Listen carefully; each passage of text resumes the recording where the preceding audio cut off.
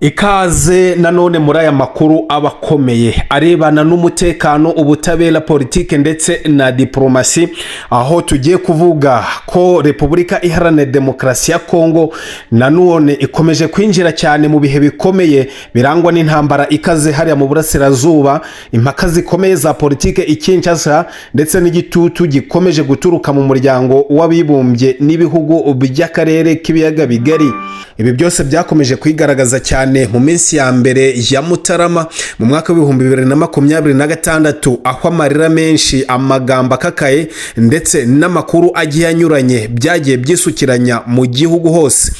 Kuwa kane ku itariki 8 Mutarama 2026 Igoma mu ntara ya Kivu y'Amajyaruguru habereye umuhango ukomeye wo gushyingura mu cyubahiro imibiri y'abasivile 22 bishwe n'ibitero bya za drone by'ingabo za leta ya Repubulika Iharanira Demokarasi ya Kongo arizo FARDC. Aba baturage bari bishwe kuwa 2 Mutarama 2026 biciwe muri centre ya Masisi mu gace kari mu maboko y'ihuriro AFCM 23. Imibiri yabo yabanje gushyirwa kuri Stade de l'Unité, aho imiryango yabo, abaturage n'abayobozi batandukanye bateraniye mu kababaro kenshi cyane mbere yuko bashyingurwa imubambiro. AFC 23 yashinje leta ya Kinshasa gukorana n'imitwe irimo Wazalendo na FDLR mu kugaba ibyo bitero, inavuga ko byibasiye abasivile b'inzirakarengane. Umuvugizi wa AFC M23 mu bya politike yitwa Lawrence Kanyuka yavuze ko aya mahano atazibagirana, anashimangira ko iri huriro rizakomeza kwitangira kurinda abaturage n'uburenganzira bwabo. Ibi byakurikiwe n'amagambo akakaye y'umuvugizi wa gisirikare wa AFC M23 Lieutenant Colonel Wiringoma, yavuze ko Perezida Felix Tshisekedi azabiryozwa imbere y'ubutabera. Uyu muvugizi yatangaje ko ubutegetsi bwa Kinshasa bukomeje kwica abaturage. Ni mu gihe kandi umuyobozi mukuru wa AFC M23 Colonel Nanga we yagaragaje ko nta bubasha na bumwe leta ifite bwo kwica abaturage, nubwo yaba yiyitirira politike cyangwa ubusugire bw'igihugu.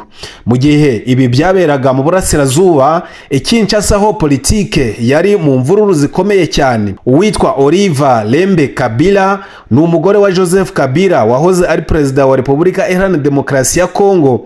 Yahamagariye abanyekongo bose by'umwihariko abakristo kwiyiriza ubusa no gusenga kuwa gatandatu, basabira abajenerali bo mu ntara ya Katanga bafunzwe n'ubutegetsi bwa Tshisekedi.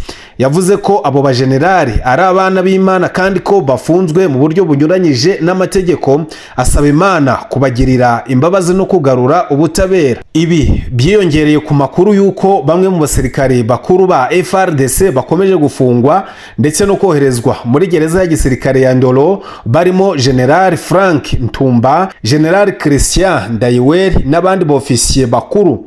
Abo bose bashinjwa ibyaha bikomeye birimo kugambanira igihugu no kugerageza kugirira nabi umukuru w'igihugu.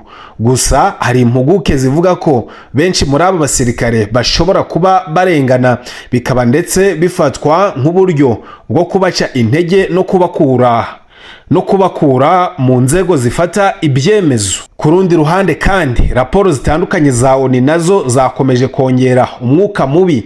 Raporo nshya y'impuguke za ONU yavuze ko AFC M23 irimo gushyiraho inzego zisa n'iz'igihugu mu bice igenzura, ibintu byafashwe nk'igerageza ryo gushinga ubutegetsi bwigenga. Iyi raporo kandi ivuga ko iri huriro rishyiraho inzego z'ubucamanza, umutekano n'imisoro, nubwo M23 yahakanye kenshi umugambi wari wose wo gucamo Kongo cyangwa gushinga leta yayo. Indi raporo ya ONU yanavuze ko Perezida Tshisekedi afata FDLR nk'umufatanyabikorwa mwiza mu rugamba rwo guhangana na M23, ibintu byateje impaka zikomeye mu karere.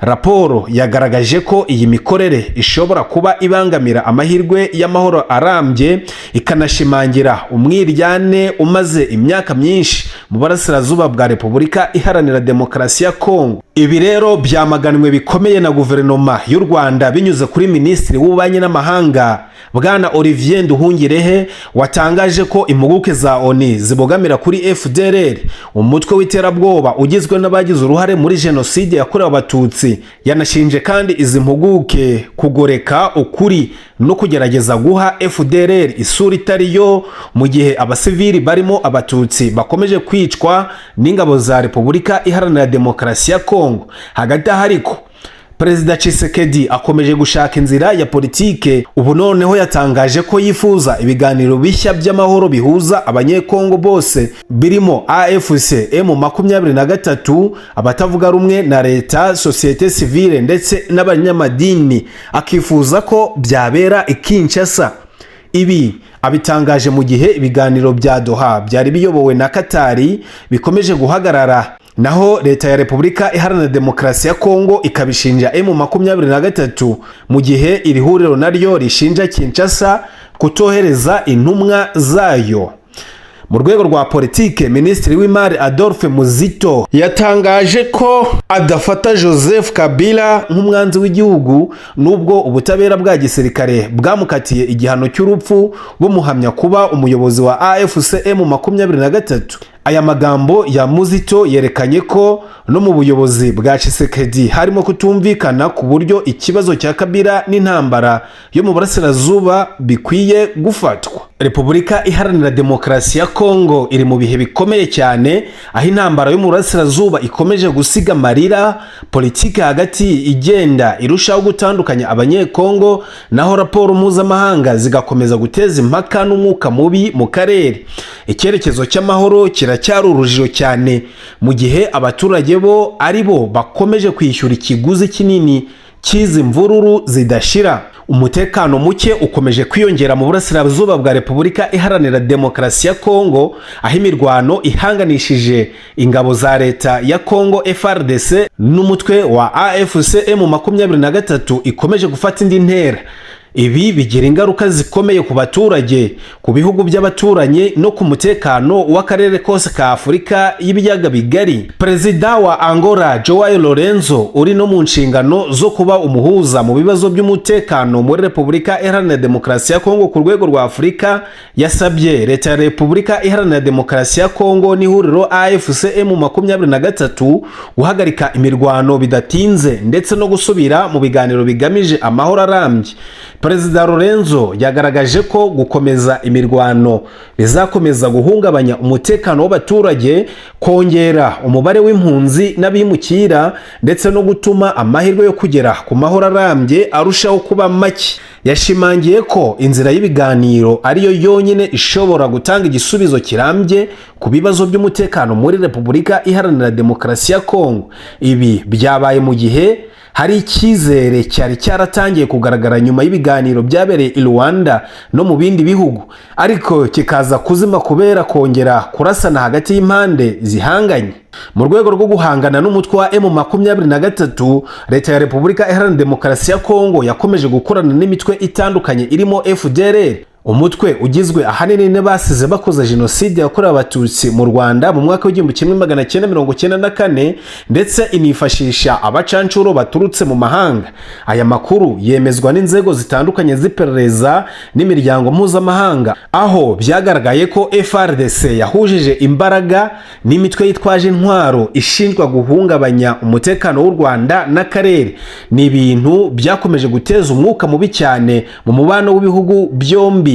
Ibi byatumye u Rwanda n'abandi bafatanyabikorwa bagaragaza impungenge zikomeye, bavuga ko gukorana n'imitwe nka FDLR bidashobora gutanga umutekano urambye na gato, ahubwo ko bishobora kongera urugomo n'amacakubiri muri aka karere kose. Mu gihe imirwano yakomeje, Uburundi bwo bwafashe icyemezo cyo kongera ingabo hafi y'ibice bituwe n'abanyamurenge mu burasirazuba bwa Repubulika Iharanira Demokarasi ya Kongo, by'umwihariko mu ntara ya Kivu y'Amajyepfo. Leta y'u Burundi yavuze ko iki cyemezo kigamije kurinda umutekano w'abaturage no gukumira ko intambara yambukiranya umupaka, cyane cyane ko ngo hari impungenge z'uko imirwano ishobora kugira ingaruka ku mutekano w'u Burundi ubwabwo. Abaturage b'Abanyamulenge bamaze igihe kinini bagerwaho ingaruka n'ubwicanyi ndetse n'ihohoterwa rikorerwa mu bice batuyemo. Bakomeje rero gusaba umutekano no kurindwa n'inzego mpuzamahanga kuko bavuga ko bakomeje kwibasirwa n'imitwe yitwaje intwaro ibafata nk'abanyamahanga. Iyi mirwano ikomeje kuba ikibazo mu karere kose ka Afurika y'ibiyaga bigari. Ibihugu bitandukanye birimo Angola, Uburundi, u Rwanda n'abandi bafatanyabikorwa byagaragaje ko intambara yo muri Repubulika Iharanira Demokarasi ya Kongo ifite ibyago byo gukwira mu karere niba idahagaritswe vuba na bwangu. Umuryango mpuzamahanga nawo wakomeje gusaba ko imirwano yahagarara burundu, ko imitwe yitwaje intwaro ishyira intwaro hasi, ko kandi leta ya Repubulika Iharanira Demokarasi ya Kongo isubira mu biganiro bya politike n'imitwe iyirwanya, ndetse yakomeje gusaba ko uburenganzira bwa muntu bukomeza kubahirizwa. Hari kandi impungenge z'uko gukomeza gukoresha abacancuro n'imitwe irimo nka FDLR bishobora kongera umwuka mubi cyane hagati ya Repubulika Iharanira Demokarasi ya Kongo n'ibihugu by'abaturanyi.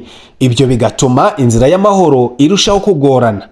Nubwo hari imihati itandukanye yo gushaka amahoro, harimo ubuhuza bwa Angola n'ibiganiro bigiye bibera mu bihugu bitandukanye, ukuri nyakuri nuko amahoro aracyari kure bitewe no kutizerana hagati y'impande zihanganye ndetse no gukomeza kwifashisha imitwe yitwaje intwaro n'inyungu za politike n'ubukungu ziri muri aka karere. Abasesenguzi bagaragaza ko amahoro arambye azagerwaho gusa igihe impande zombi zizemera ibiganiro bya politike bidafite uwo bihutaza, igihe kandi imitwe yose yitwaje intwaro izaba yashyize intwaro hasi, igihe kandi abaturage bose bazahabwa umutekano n'uburenganzira bungana, igihe nanone ibihugu by'akarere bizakorera hamwe aho kongera umwuka w'amakimbirane.